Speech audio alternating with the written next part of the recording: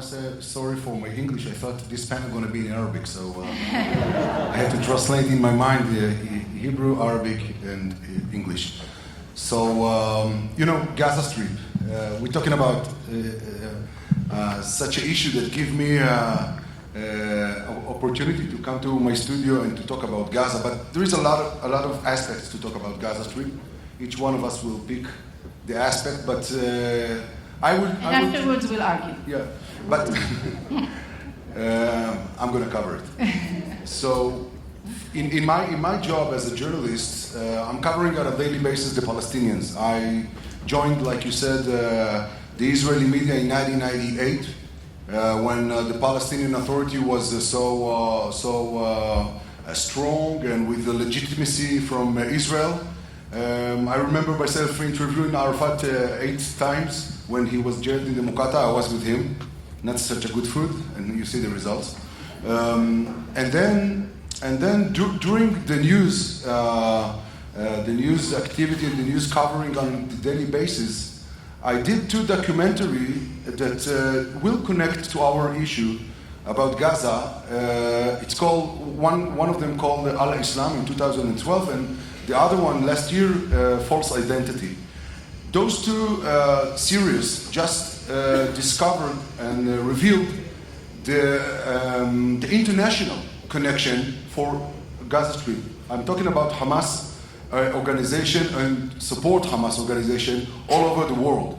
Because in the end of the day, this organization, Shurat, HaDin, and just to say that when they called me to speak, and I said my straight answer, no, I don't want to speak. And they said, Shurat HaDin, I said, oh, it's important, so I'm coming. You can ask Avi and Nitzan, because I do believe, and you will see, I will give a part of my last series, that I do believe that maybe the main field of struggling with this organization is going to be outside. And I will explain. First, about Gaza.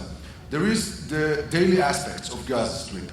The balloons and the terror and the Muslim Brotherhood, Hamas that's controlling the people, the 2 Israeli soldiers, the bodies of 2 Israeli soldiers that in Gaza. But we can talk 2 days on it. I just want to give you another point of observation about Gaza Strip.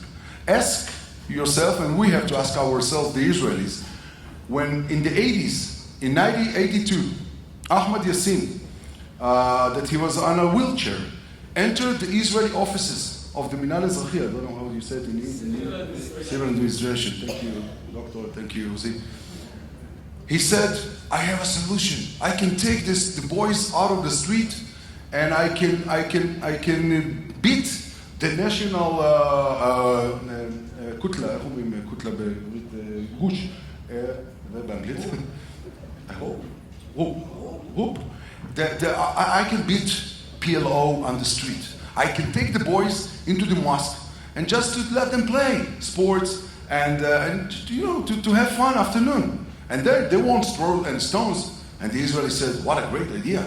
And the number of the mosques in Gaza Strip doubled themselves from 1983 till 1987, when Hamas was so strong after the Dawah.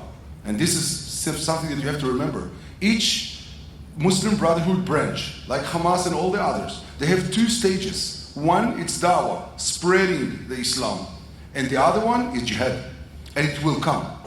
It's not separate. It happened in Egypt. It happened in Algeria. It happened in Gaza Strip. And it happened even in Tunisia. Secular state. But after the revolution, we saw what happened. So we have to ask ourselves what exactly the Gaza Strip or Hamas operating towards us. Is it missiles? Is it balloons? Or maybe it's other things. And I think I'm coming back to the first book of Ahmad Yassin, the Absence Truth, he called it, Hakika al-Ghaiba. He said, we don't have any airplanes, aircrafts to fight such a country like Israel. Even we don't have any hospital and knowledge like Israel. But we have something that can break the Western thought of Israel. We call it in Arabic, sabr. Sabr in Hebrew, tzabar. In English, patience. If I will throw every day one stone, but I will continue, you, with your Western time, you said, stop it. I will pay. Just stop it. And after you pay, they continue to throw. Why? Because Hamas have a dream. Read Hamas charter. Hamas, in the first or the second event, they talking about Arab Waqf Islami, all Palestine. Just before 2 weeks, Mahmoud al-Zahar said that Gaza Strip is like a toothpick in all our big dream. What is the big dream? In a minute. But when we ask ourselves what Gaza Strip operating towards us, it's only time. That's it. And they're using us, the media, and our non-patient society, and we don't have any time. We want to solve it and want to fix it. We want to we have our lack of time, but they use it. Exactly what Hezbollah is doing, and in all the issues, they operate in time. When they kidnapped Gilad Shalit in 2006, in June, 25 June, well, exactly today, they kidnapped Gilad Shalit before 13 years. They said to Israel, you can't find him, what you can do? And suddenly we began to act like a upside pyramid, that we look for these soldiers. And what they did, they operate the time and they patient on us that we covered his parents, okay, he's out, and okay, but we lost the time. After 5 years, we paid 1,200 prisoners. That's what Hamas asked at the first day. What happened in these 5 years? Gilad Shalit was in prison, and we understood that the thing that they operate towards us. Time, patience. This is for all the daily things that happen with Hamas. If we don't know what they operating towards us, we can't fight. Look what happened to the soldiers in 2014 in Tzuk Eitan operation. Who was the enemy? Hamas wasn't the enemy. The enemy was the tunnels, the missiles. Hamas? No. We have to keep Hamas because ISIS will come, so we better stay there. No. One day, and I will close the first, summary. It's patient. One day, I think that there is no escape. That Israel, we have to take care in Gaza Strip, and maybe to go inside and soldiers and boots on the ground and whatever. All the words that we're afraid of, and all the words that we feel comfortable. From the air, open areas, not hitting. Guys, we live in the Middle East, and borders. Sometimes, like Giuliani did in Bronx and Harlem. I remember what I studied in the United States, in New York, at Columbia. I began, and then Galei Tzahal called me. I remember that if you were to take down the metro, the subway, and you go up in Harlem and Bronx, it's like in Gaza. So today everything is Florida, and there is a real estate. Why? Because there is border, broken glasses. Children that break the glass, he will pay like the big drug dealer in the town. We don't do it in Gaza. Balloon, missiles, we have to enforce it and to implement our law. And in the end of the day, there is no escape, that we have to take care of Gaza Strip. And the second thing I want to say about Gaza Strip is the international dimension. Today, Gaza Strip, it's the only branch of the Muslim Brotherhood that Iran support, and the Arabs neglected and do not support Gaza Strip today. Hamas today represent Muslim Brotherhood, that they are out of law in Cairo, in Riyadh, in Jordan, somehow in Ramallah. Try to raise up Hamas flag. Even here in this hotel, it's green, it's nice, maybe it's organic something. No. Try to do it in Ramallah in these days. In the demonstration that they do against Bahrain. Try to do it in Egypt. They know exactly what Hamas is, what's Muslim Brotherhood. That's why Muslim Brotherhood imported itself. Where? To Europe and to United States. Yusuf al-Qaradawi, He's the main sheikh and the most important figure in the Muslim Brotherhood. He issued two fatwas that I want to mention here. The first fatwa was in 2007. You allow to kill your brother in the name of Islam. I had a friend, his name was Saeed. He was Arafat's bodyguard. They threw Saeed from the 18th floor in Gaza in 2007. Before they threw him, they shoot his knees. Because if by chance he will land on his leg, he's supposed to die. It was because of fatwa that Qaradawi issued. By the way, he issued the fatwa that we suffered from it a lot in the Second Intifada, that you allow to kill children, Jewish children and soldiers and women in the terror attack that we had here in Jerusalem in the 90s and in the beginning of the 2000s. And the third fatwa that Qaradawi said about Fatah Roma. You know what Fatah Roma in Arabic? Conquering the West. How we gonna do it? The Muslim Brotherhood should do it, he said, it's quote, not by rifles, not by gun.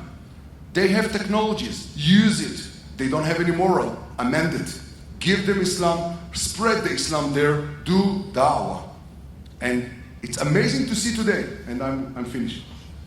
I have a film, I'm not, this is occupation, I took the microphone and I'm not going to give it back. It's a good trick, I know.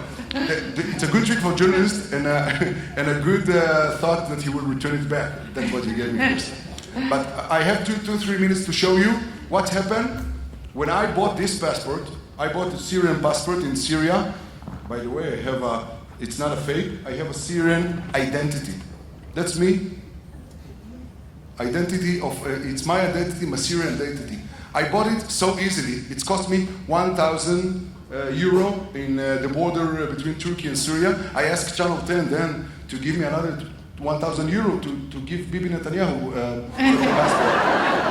It's not my trick, it's a Canadian. What can you do? We will get back to the video later because I want to give the other I will show you the video later. What can you do with that passport? What?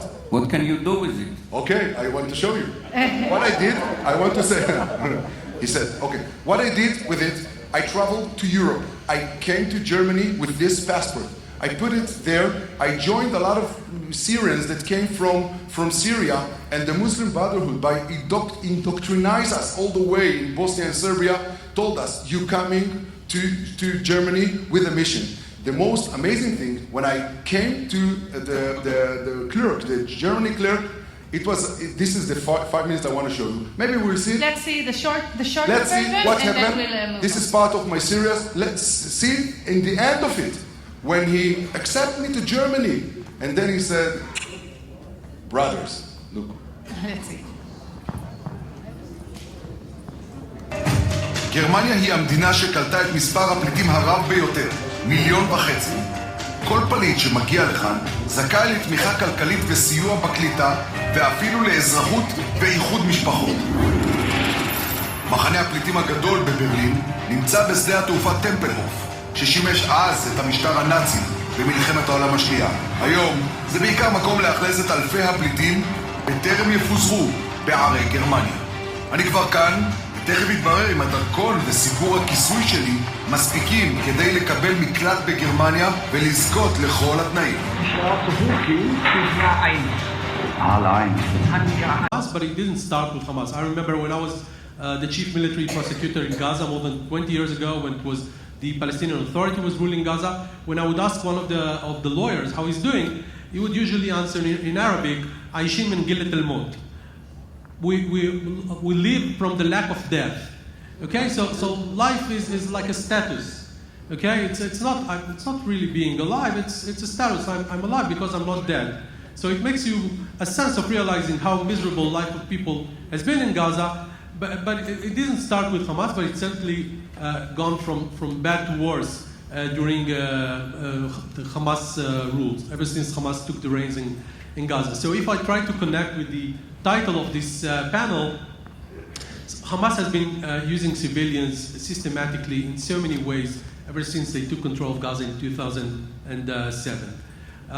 For years, they've been heavily taxing Gazans for their to allow for the military expansion, even though although the poor condition, despite the poor condition of Gazans, they've been using children to dig their tunnels. God knows how many children were buried alive under these tunnels.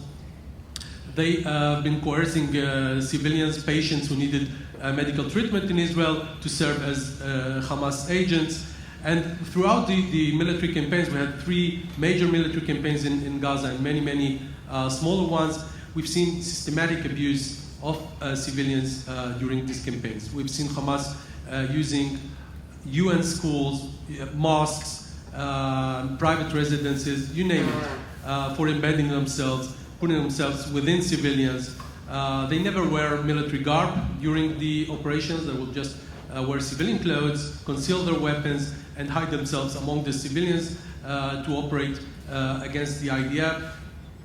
As far as I know, the IDF is the only military on earth that actually calls people to their cell phones, warning them from impending attacks. They will tell people, you are inside a military target that's about to be targeted, please evacuate yourself and save your lives. What does Hamas do? They encourage them to flock the rooftops of these houses, so we'll see them from our aerial surveillance and be deterred from attacking them. So we've seen that this being done in so many different manifestations, and it's most definitely been one of the most salient tactics used by Hamas during their military campaigns. But if we elevate ourselves above the tactic level, this is most definitely the most powerful strategic tool that Hamas uses.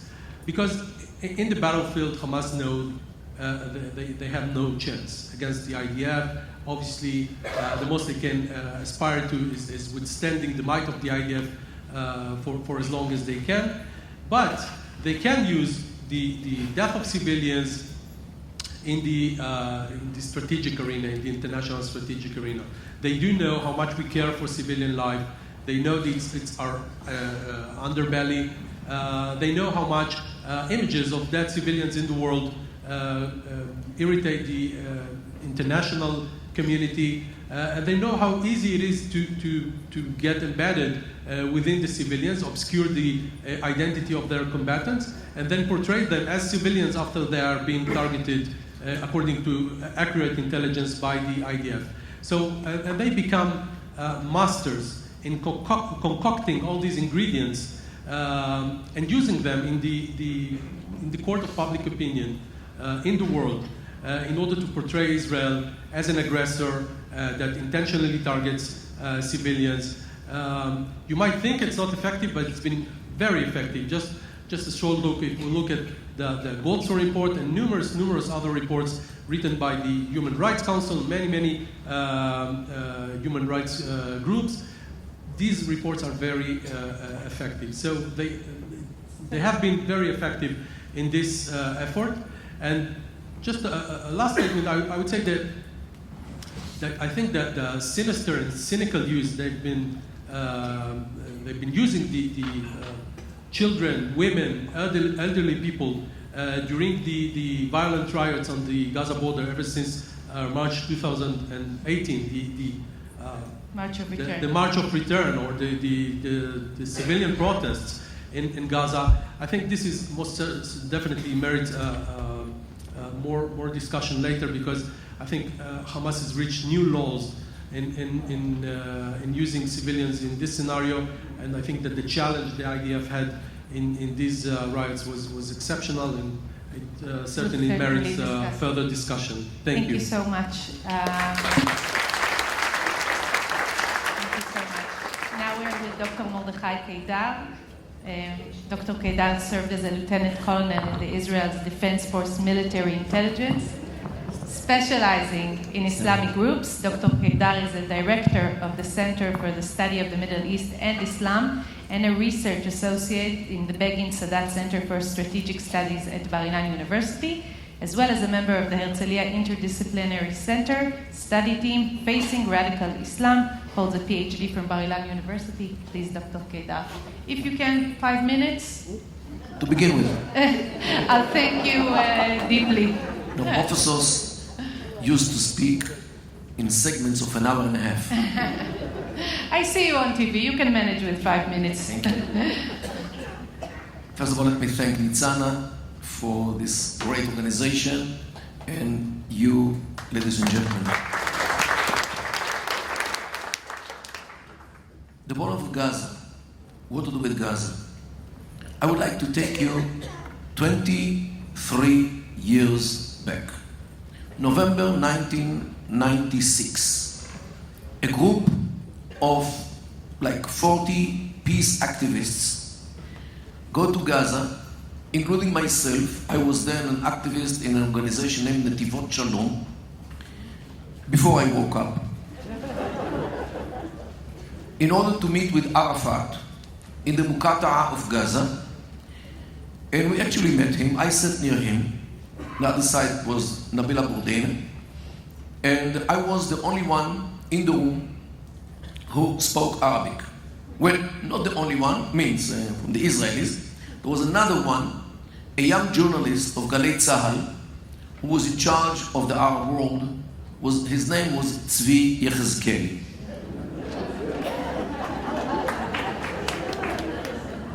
With a new kind of cell phone, which didn't have any reception there because it was in Gaza. Yeah, and I very well. Arafat asked Abu Daina, what should I tell them? Because we said this round table, no, square table. So Abu Daina tells him in Arabic the usual crap. More or less. The usual garbage in Arabic. So they blinked to each other, and he really gave us, it was to commemorate the assassination of Rabin, alav shalom, who was assassinated a year earlier. So he said in this event that with the end of the 5-year interim term, means in 1999, he will declare statehood. One-sidedly.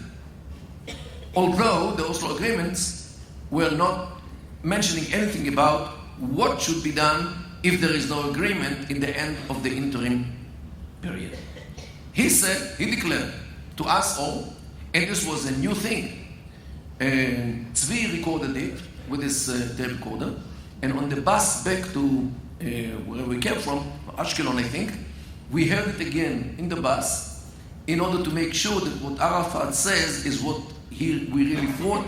And yes, it was. And then he had a reception in this first generation cell phone, and he went online, on air, in Galei Tzahal, and reported, was the first to report that Arafat declared that by the end of the interim period of 1999, means 3 years later, he will declare statehood.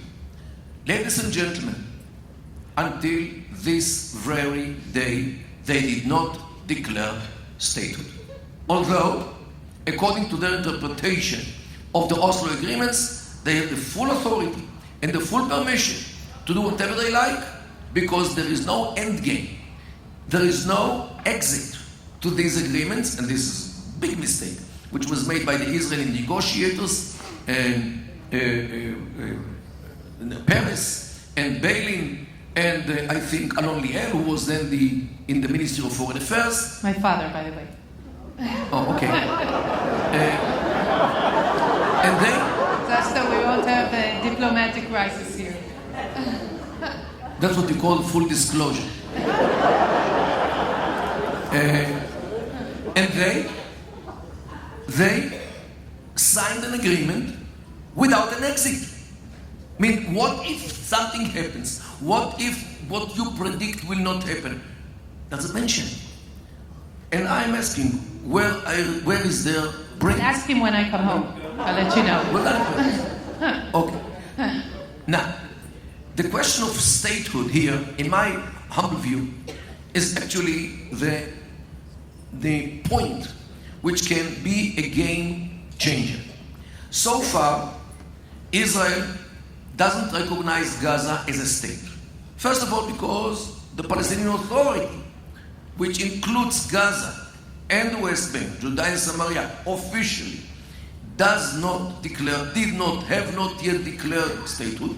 So Israel doesn't have to recognize them as a state.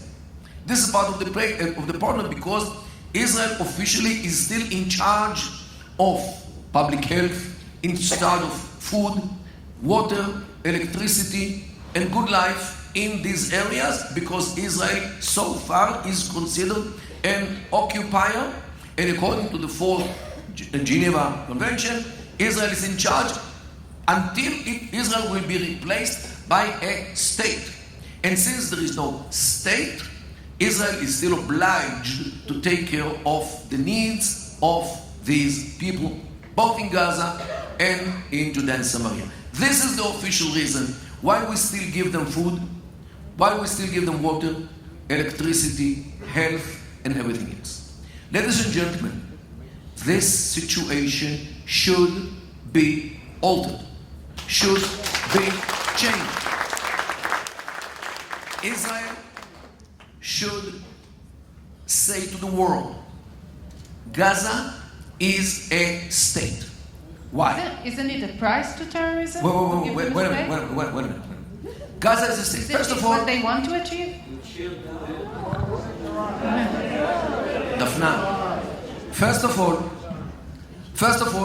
factually, Gaza is a state. Gaza has borders. Gaza has a government, democratically elected, Hamas. I'm talking about reality.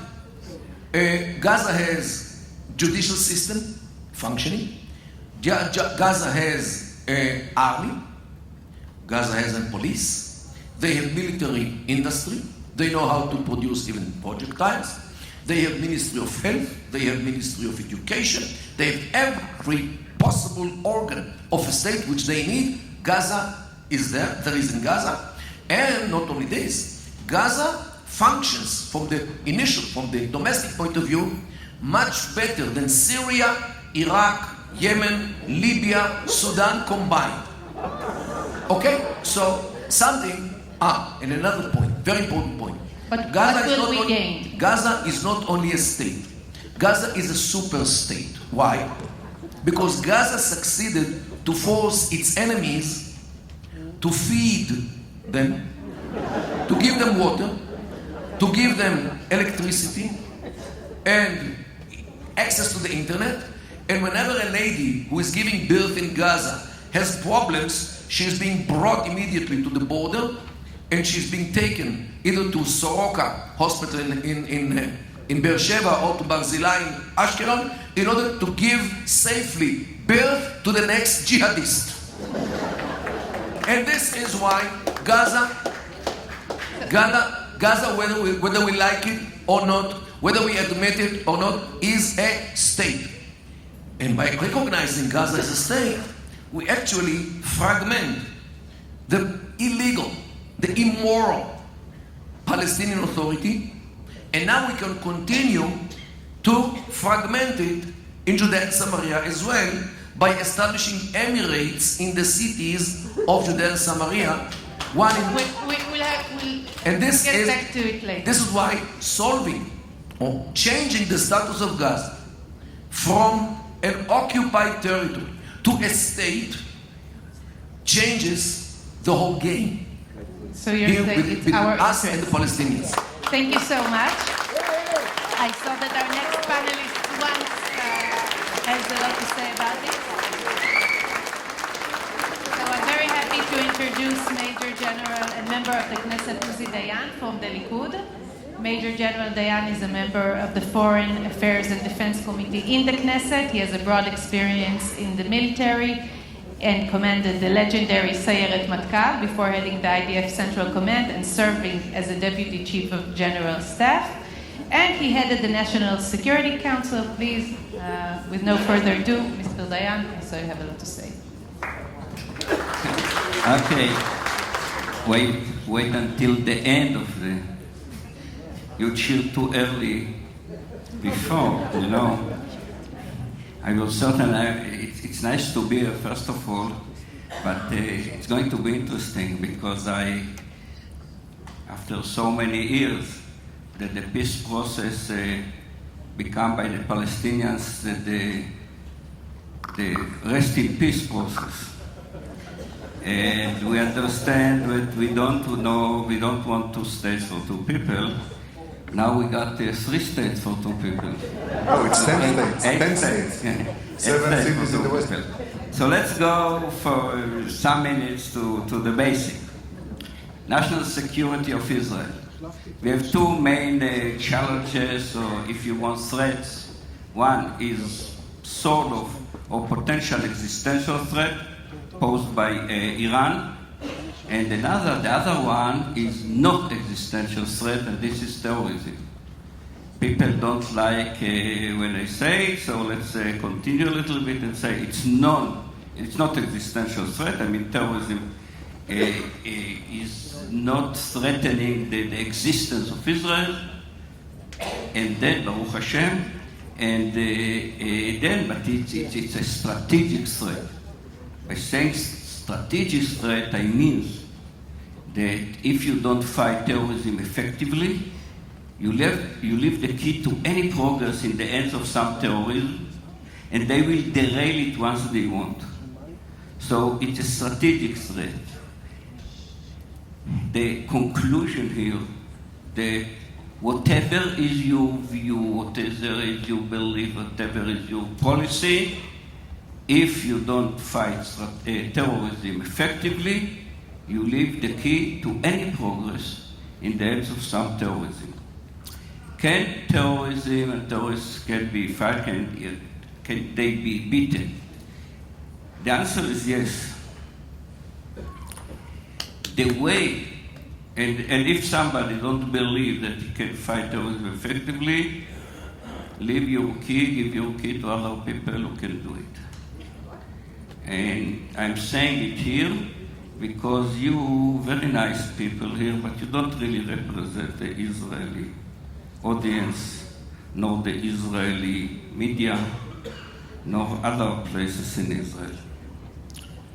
And how terrorism can be beaten? Only if you threat the existence of this terror organization. You can't re-educate all the people in the world and not all the people in the Middle East, but you can threat the existence of this organization. Let's take the Hamas in Gaza.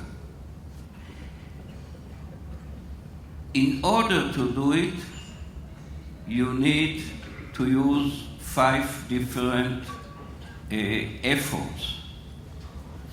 You know, usually in a war, you have just to kill as many enemies as you can and take over land as much as you can, and this is how you win a classical war. Fighting terrorism, you have to use 5 different efforts. The first one is diplomatic or political one. Another one is security, defense, army, other forces. Third one is economy. Fourth one is legal effort. And the fifth one is what people are thinking about. I mean, how they treat it, it's media, other way what influence people. Only if you take these 5 fingers to one fist and use it for a long time, you can beat terrorism. Now, if it's that simple, why it's so complicated?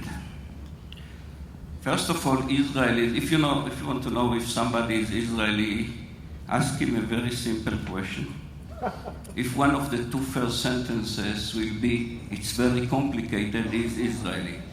Israelis tend to complicate everything, and actually, I'm not saying that it's not complicated. This is because I'm Israeli. I mean, I'm very Israeli. You will never tell it by my accent, but you can take my accent. So, Israel is much stronger than any other terror organization. Take the Hezbollah or the Hamas. But the problem is not how strong you are, but how much you actually deploy your forces and how much you realize and how far you can go. What stopped Israel from achieving almost everything that we want to is the lack of cohesion in the Israeli society. If we agree about something, everything can die.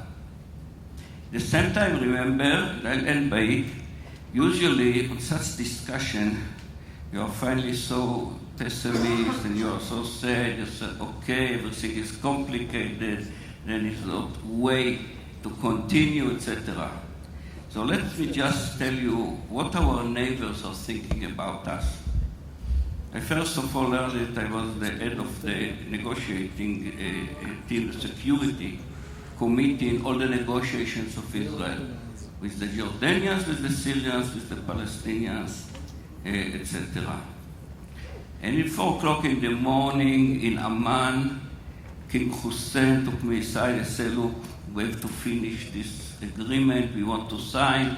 And he said, you think that you Israelis are a small country surrounded by enemies. Let me tell you that we have a bigger problem. We are a small country surrounded by friends. And that was the truth. So, let me tell you in 1 minute, 2 minutes, what our neighbors, our friends are thinking about us. They said, first of all, you are the only country. Years ago, they started by saying, General Dayan, you know that we really hate you, not you personally, but you Israelis, you do whatever you want, you will end up like the Crusaders. In the last years, in the midst of this war, they're not saying, we hate you. They say, General Dayan, just to make sure we don't really love you, which is a big progress in the Middle East. And then they say, but we're really jealous of you. Why they are jealous of us, you know? I tell you what they say. They say, first of all, you are the only country in the Middle East which is successful. Democracy. There is a Hebrew expression for it. You made my grandma laugh. They don't care about whether we are democracy or not. They say you are the only one who has stability. You are not going to wake up They tomorrow heard we morning. have another election? Did they hear about the new election? Yeah. By the way, we have in 6 months, we have more election than Abu Mazen in 15 years. This is democracy, no? Is it a good thing? Yeah. Now, they are saying, you know, that there are only 4 countries in the Middle East who are really countries, which means they have a nation, they have a homeland, they have a history, cultural or religious, etc. The 4 of them are Iran, Turkey, Egypt, and Israel. All the others was called by Winston Churchill tribes with a flag. And he was right about it. So they're all under the threat of disintegration. Okay. But let's finish. Yeah. Yes, we have to go on. Wait, just, no. We have so many precedents here. And then they say you are solid, you are stable, stability. 2, you are strong militarily and economically. And you cope very well with your future, they say you problems, strategic problems. We don't have problems, we have challenges, of course. And the 3 of them, and that's the end of it. 1 is water. Water now is an economical issue in Israel. It's not that we have enough, but we manage it. 2 is energy. They say for many years, we say Israel is the Holy Land because you try to find oil, so you drill holes everywhere, become the Holy Land. Now you are going to be independent energetically. Not only you also your American friends. So the almighty weapon, which was called petrodollars, doesn't exist anymore. And finally, demography. We were so certain about demography, and all the Israelis say that this is a problem and the time is working against us. By the year 2048, Israel is going to be 20 million citizens country. Okay. We'll keep I know. for the next time because we I have to go asked on. the question that you don't dare to ask here. How many of them will be Jewish? And the answer is 15 million. How do we know? Because in Israel, if you are Jewish, it's a kind of a default position. If you come Jewish or then you remain Jewish. And our weakness is only what we are going to agree about, how these 15 million people are going to live together with 1 or 8 or other countries, a country of Israel, and finally, this is, I think, the most important issue, and this is what this election is about. Okay, so we'll go back to Gaza, if you may, because I'd like to start the discussion. Short comments, if you can, please. I'll start with you, Tzvi Chazkeli. Again, you do the mistake. Again, you're going to do the mistake too. Yes, but this time I'm going to be much less polite. Yeah. So now it's my turn. So I wanted to ask you, first of all, how close do you think we are to another round of violence, and is it really inevitable? The answer for the journalists before the summer. We want the headline, we Yeah. journalism. You know, okay, I will answer, but I just want to say that I now remember this year. It was before I woke up as well, in 2006, and then I had woke up again, that's my kippah, but it's come double woke, I wake up. And when they ask me, I say to the audience, because there's a Facebook and... We want to plan our summer. Yeah, the most two popular question in Channel 10 Facebook, I want to ask Tzvi Chazkeli, where is the best hummus ever, and when the war going to begin again? When is the next war between hummus and war? Hummus, it's another. They don't ask about hummus in Gaza? Yeah. No, that's the image, because we thought about hummus as a symbol of peace. That we'll have hummus in Gaza and we'll have hummus in Damascus. When Assad, we will give the Golan and he will give us hummus. So I want to tell you two secrets. First, the Egyptians are not eating hummus. They're eating full. I don't know, full. So there is no hummus in Cairo. So we have a headline. And this is the best piece we have. Secondly, The best hummus is when you are really, really, really hungry. exactly. We're always writing to the audience, the best hummus is near your house, go to find it, and he said, I found it, it's great, good hummus. And about the war, I would say, because you know, I'm a journalist, I'm flat, I have to give the headline. The headline is, if the politician will say, we are towards a war, it's not going to be. But be aware when there is quiet. And I think, what is war? War in Gaza like 2014, we have it all the time. War, it's not when when they're shooting. War, it's between. War, it's every day. This is what Hamas doing, and I will conclude it. And it's very important for Shurat HaDin. Hamas work in the Western field. The first trial in the United States about the Holy Land Foundation. I don't know if somebody know, but you know the brother of Mashal is in the prison now in the United States. That was the first recognition from even for our intelligence that Hamas work in the West better than this field here, and when they're shooting or not shooting. They're shooting all the time. There is war all the time, and if we are not gonna recognize it, we're gonna fail the war that you are.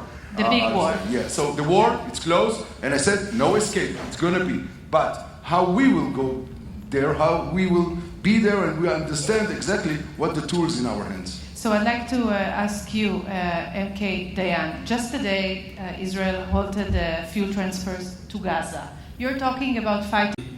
As long as we can put up with it and don't go into Gaza, we'll continue to do it because there is a way we can live with it. I know it's nobody like it. I know that the people are paying their price about it. I don't think this is a war. Wait and see what war it is.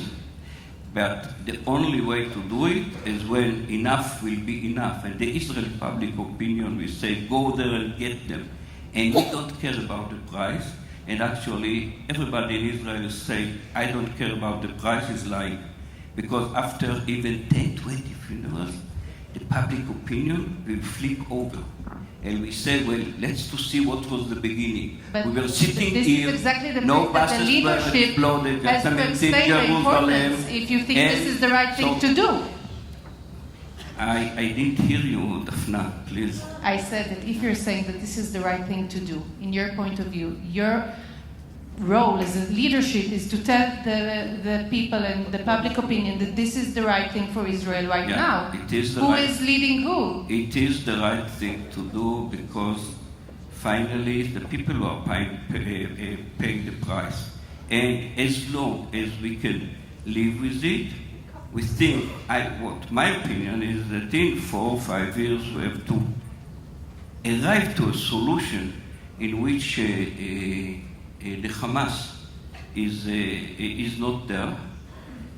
Other people will say, who will replace the Hamas? I have to admit, I don't know, but I want I want the other organization to remember what happened if you mess with the Israelis. So we have our patience. Many people don't like it, I know, but no one of those people, and actually our political rivals, was there.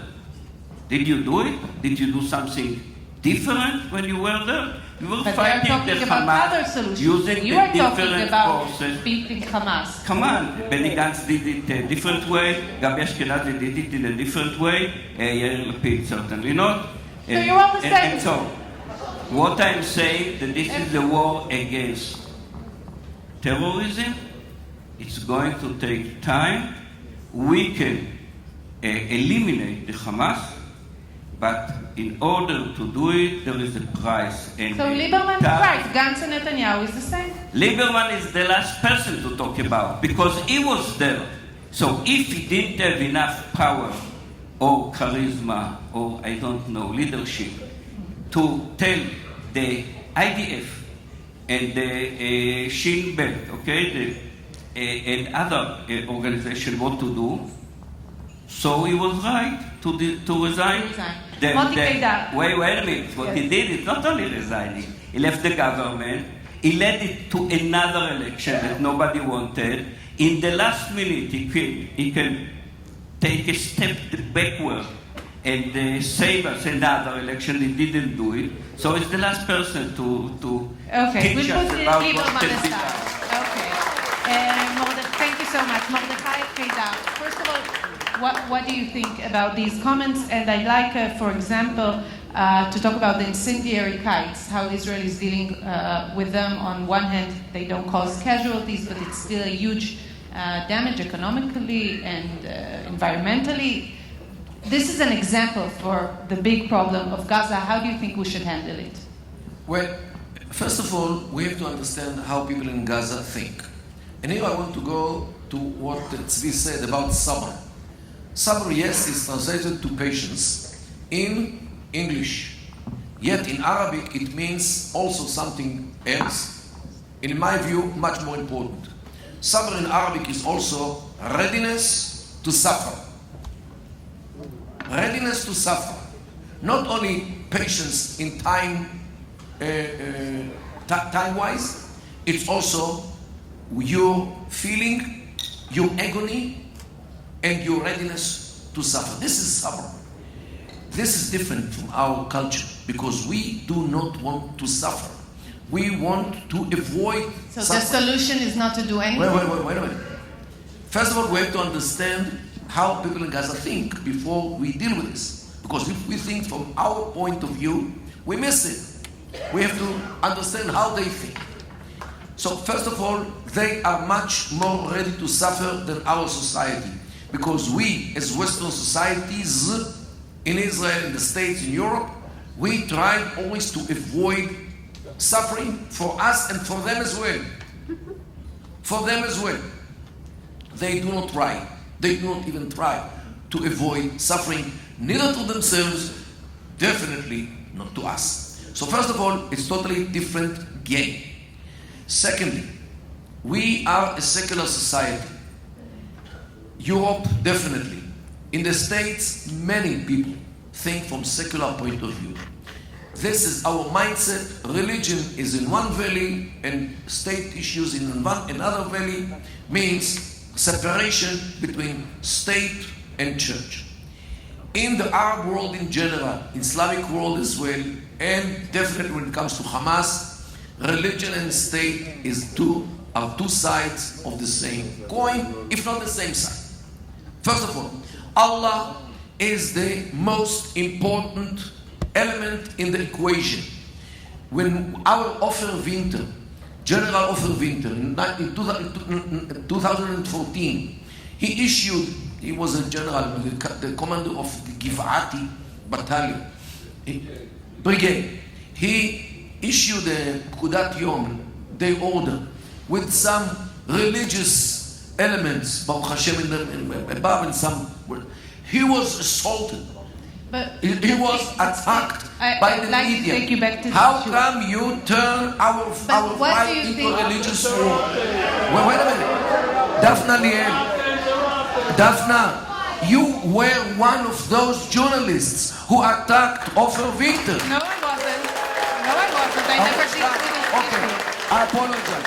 I never did with I this apologize. issue. Ever. The media crucifies Winter in the marketplace because allegedly, according to the Israeli media, he turned the war into a religious war. Ladies and gentlemen, what the Arabs are doing against us is a religious war. But what does it mean? How do we tackle it? Whether we admit it or not, whether we accept it or not, whether we understand it or not, and we do not. But the question is, how do we tackle it? The Israeli media is secular in its mindset, secular in its line, and it makes us believe that our enemies are a replica of our mindset. And this is wrong. And this is wrong. And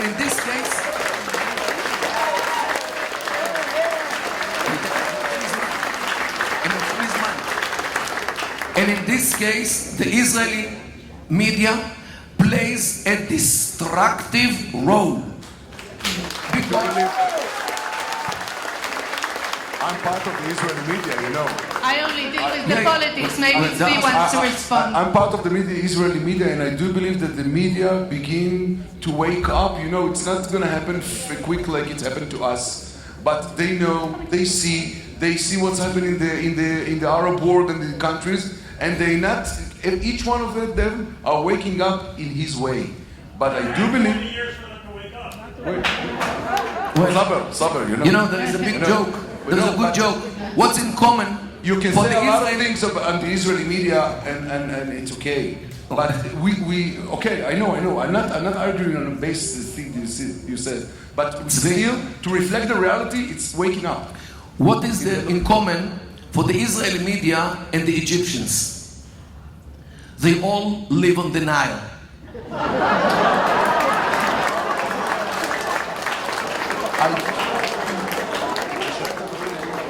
I understand that finally you found the real enemy, huh? So be less enthusiastic about it. All the people in Israel, and especially in the IDF, are Jewish. There are also non-Jewish people in the IDF, and they are all Jewish.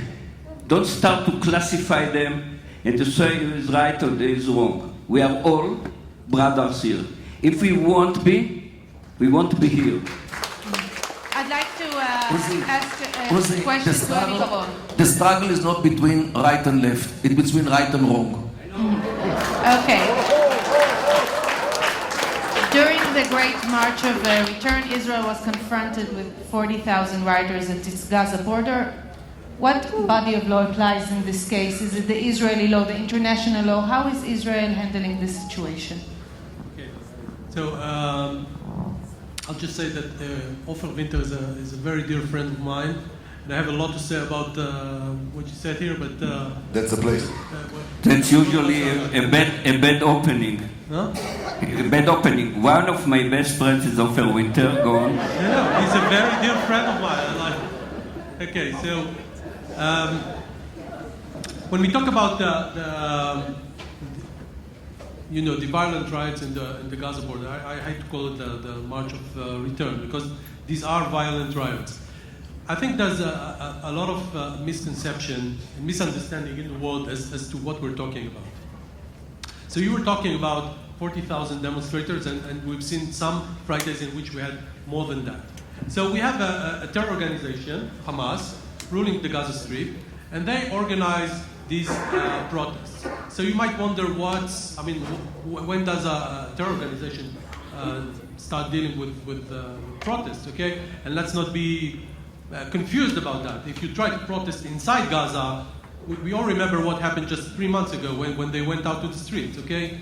So there's no freedom of expression or freedom of protest or of whatever, of gathering inside Gaza, but they decided to allow people to express their freedoms on the Gaza border, and then they just force basically all the bus drivers in Gaza to get the people to the border.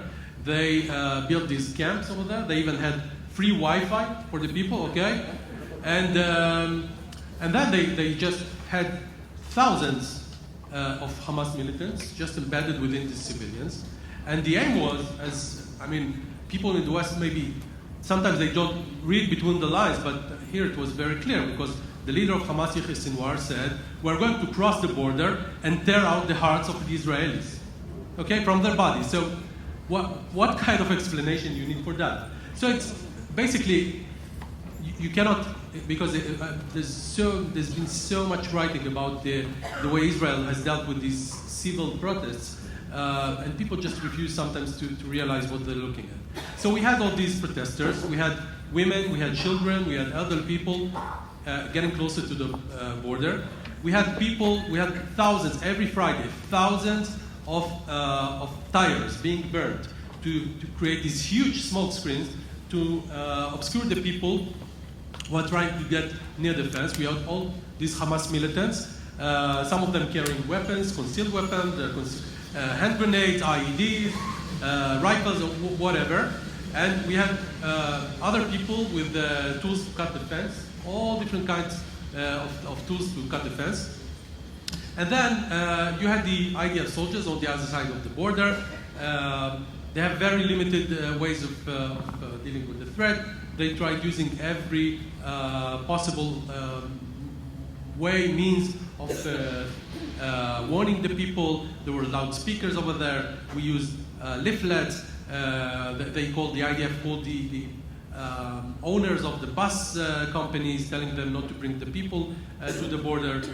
And then, again and again, we saw these huge masses of people going into the border. Some of them were opening fire towards IDF soldiers, and many of them cutting the fence. So the IDF had to realize in what way, what would be the right legal tools to deal with all of that. But this is the issue.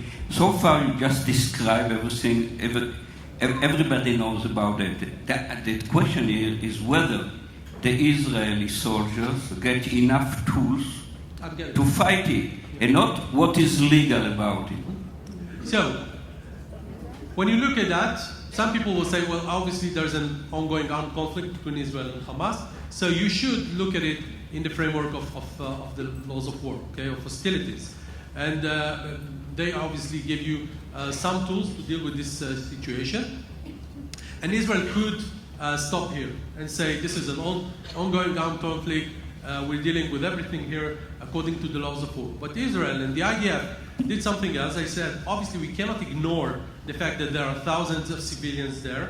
We know that they are being used by Hamas. Some of them might be voluntary human shields in this effort, but we cannot ignore the presence near the border.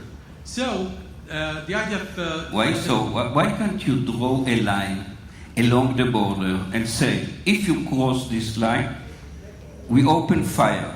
I agree that you don't have to kill children, etc., but to let the soldier the possibility to just open fire if you cross the line. No, by the way, in 2005, after you took out 8,000 Jews from there, you said to them, the first missile, I'm going to hit you. They shoot. And you said, oh, probably they don't know what the rules now. It was wrong. IDF spokesman told before 3 months, when they shoot at Beersheba, he said it was from the sky. And then after they shoot the Mishmoret village, they said it was wrong. The Hamas guy told me, we are not wrong. We pushed the right button. It wasn't the shake on the morning button. It was the IDF. I'm not talking about the policy. I'm talking about what you give, which tools you give to the soldiers there, to the fighter there, the rifle to do, and why we let people get closer to soldiers like that, and finally to slap them, etc. There must be a kind of a line that you don't cross. We did much better than what you suggest. So please let me conclude, okay? Because we did much better than what you suggest here. So the IDF said there is the paradigm of laws of war, but there's also the paradigm of law enforcement, okay? And that's a more restrictive paradigm, but it's not the paradigm being run by some people in the legal international community expect us to say, according to the international human rights law, but to a specific law enforcement paradigm that resides within the boundaries of the laws of war. And they said, and it was brought before the Supreme Court, and the Supreme Court accepted the state's position in full. And they said, what the IDF did, some people suggested that only a breach of the fence, like what you say, only a breach of the fence will enable the soldiers to open fire. Yeah, okay. So, but the fence is the line you have there in Gaza, okay? But if you wait until the point in which the fence has already been breached, there is no way of stopping this event from escalating. Okay, you will have thousands of people flocking Israel through the fence. We know there are villages just hundreds of meters away from there, and it will be a catastrophe. It will either be a massacre for Jews or a bloodbath for Palestinians crossing the fence. So the IDF soldiers were allowed, after exhausting all other means that they had, all the riot control means, etc., and we talked about that, they were also allowed to target specific central rioters, central inciters, if you may, and they would be identified over there on the battlefield, and they were allowed to target them by shooting them below the knee. This is according to the Israeli Supreme Court. And no, that was the IDF commander's approach to dealing with that, and it's been very efficient. It was not accepted worldwide. Many people around the world don't realize what is it we're doing, because when they think about water rights, they think about Canadian farmers protesting, I don't know, the U.S. tariffs on Canadian agriculture. That's not the same. This is not the same. You have an enemy over there. You have a terror organization organizing the whole thing. So I think that what the IDF did, and this is about getting to the bottom of understanding the problem and finding legal solutions. Because it's very easy to say, wait until you breach the fence and then you can open fire because the threat is imminent over there. No, you cannot wait until you breach the fence. And the IDF soldiers cannot wait until the fence is breached, not because they only have to defend the Israeli civilians, because they have also an obligation to defend Palestinian life.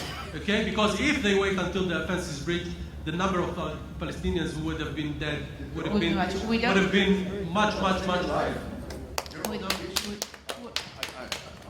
Just to make sure that I heard, their obligation to save Palestinian life, but if they're getting civilian lives, of course, and there's no. Hamas use only civilians who bomb themselves in Jerusalem buses. They're civilians. Well, thank God the idea is not Hamas. Thank God we're not Hamas. The international legal law. Sure. This is the international legal law, even about wars. It has to be changed, but as long as it is, he's right, apart from his I point. want, Hamas we using have people time as a for human just shield. one more question, and it's very important for me to ask you. What strategies do you think would be effective in order to force Hamas to return the bodies of Hadar Goldin and Oron Shaul, two soldiers whose bodies are held in Gaza, and two Israeli civilians, Hisham Said and Avera Mengistu? What can we do? Well, the only thing which the leaders of Hamas care is about the connection between their heads and shoulders. They couldn't care less about anything else. This is why this location of their body should be challenged by the IDF for anything. But we know that the Israeli cabinet doesn't do it because it's afraid that another round of cycle will go. No, I'm afraid that there is some kind of agreement between Hamas and the government of Israel that you don't touch leaders. But they don't touch leaders because it will You don't open a new war. You don't target leaders. I'm afraid that this is a mutual understanding. And I won't elaborate on it, but you can understand it the way it is. Are there other ideas? Just for your question. That's not true. For your question about the two soldiers and Avera Mengistu, once a Kuwaitian writer wrote, "I wish I would be an Israeli soldier," and everybody asked him, "Why you wrote it?" He said, "Look what the Israeli did to take out two bodies from Lebanon, and we returned back to Lebanon. Samir Kuntar, he was when he landed in Beirut at that night. Al Jazeera bought him a cake in this big to praise the freedom fighter who killed 5 years old children, a girl in Mishpachat Haran at Nahariya." And so a reporter there asked him, "Why are you so fat after you've been in the Israeli prison, 120 kilo and 2 master degrees?" He said, "They feed me by 4 schnitzels." That's what he said. Everybody knew at that night that Israel will do everything to bring 2 bodies, as well as Zcharia Bauman, when in the grave house at Yarmouk, refugee camps in Damascus.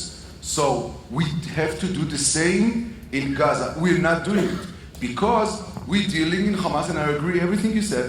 We're dealing with Hamas as he's a Western. You know, when Khaled Mashal heard that there is 2,000 people killed in Tzuk Eitan, and 20,000 houses were buried in Shuja'iyah, he was on his walking machine in 4 Seasons in Qatar, and he said to his advisors, "Why are you entering such numbers? Continue." What do you suggest to do? Okay, that's what you asked me. I'm suggesting first to recognize that we're not doing the same thing for those soldiers that are staying there in Gaza. I will go personally first and foremost. Whatever you do in the Middle East, it's not a matter of how many weapons you have, how you did it. Sometimes when you're stubborn, What do you suggest to do? First, to kill those guys who are, This you know will who them? bring I will take the Hadar Goldin name. back? Yahya Sinwar and This will Ismail bring Haniyeh. Hadar Goldin back to us? Of course. You remember how much we close to Shalit in 2000 in Oferet Yetzuka, that Prime Minister Olmert, the Israeli tanks crossed the Gaza Strip in a minute. In a minute. Mahmoud Azhar told me he shaved his beard and almost was on the way to raise a white flag. We can do it, not because of those 2 soldiers. I'm suggesting, and I told it at my first time here. No way. Why we don't do it? Why? So simple. Why you don't do it? Ask your military, ask your leaders that they're afraid to operate force in Gaza Strip. To pay the price. Of course, they're afraid. I remember when the IDF told to Prime Minister Netanyahu that Ahmad Jabari is traveling in Gaza Strip. We shoot Ahmad Jabari only when he was in the right side of the sea, and nobody will kill. This is not the reason that I have to go to save Gaza civilians. You have to do it. One day you will do it because our army are not willing to win, and our leaders are not willing to solve the problem. That's it. This is the MK Dayan, what How are you you doing? doing? You know better than me. Bill, You I'm the only one here who really dealt with it. Okay? When I was young officer in our unit, I went to the Minister of Defense. He was my uncle. And I said, look, you don't understand. There are 3 pilots in Syria. Let's We go do bring them. everything in order to free them. And you all the time you say this is too dangerous, etc. Mean you don't accept our plans. He said, look, your plans are crazy. You are going, they are sitting there in jail, and it's a problem, but they will arrive, they will return to Israel. It will take maybe 1 or 2 or 5 years, but they will return. And you are going to return in 8 coffins. And he said, I am responsible not only to what you want, but only to your parents and other parents, etc. I said, okay, let's make a deal. We'll come with a better plan, and you will confirm it. He said, I'm not making deals with you, but try us. And then we went to Lebanon, and finally, after 3 operations, we returned with 5 Syrian generals. The Syrians didn't really care for it. And we tried that and that way, and finally, by the way, they returned to Israel. Okay? Now let's talk about what's going on today. The only way to return, and it's a very important issue. Why? Because there is an unwritten contract between us, and I say us, the fighters, not everybody in Israel, and their families, and the government. We say, we will go. We will go, we'll volunteer to those special units, we'll go everywhere. But if something happened to us, your side of the contract, of the agreement, the unwritten agreement, is that we shall return. Everybody understands it. It's not that somebody there in the government doesn't care about it. The problem is that way. The Hamas, in order to win, is just to survive. It doesn't care whether people will be killed and if somebody will be killed again, and etc. It will never make them return. The only way to do it is to have Hamas people in our hand. And a mistake that was done in Sukitan, wait a minute, is we have to return from Gaza with 1,500 Hamas people who are on the pay list of the Hamas. I'm not talking about terrorists. Terrorists should be killed, okay?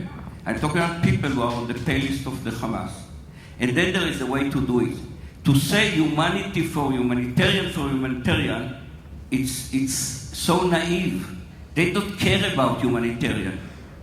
They don't care if the people will suffer, as described here. They were right about it. The only way to do it is to capture, because we don't want to release murderers of the Hamas. So the only way to do it is to have 1,500 Hamas people, and they say, okay, they will return once our guys will return. That's the only way from what I see. Thank you much. Thank you very much, MK Dayan, and thank you all. Our time's up. Thank you so much, Daphna, and to our esteemed panelists. Thank you so much for that intriguing discussion and debate.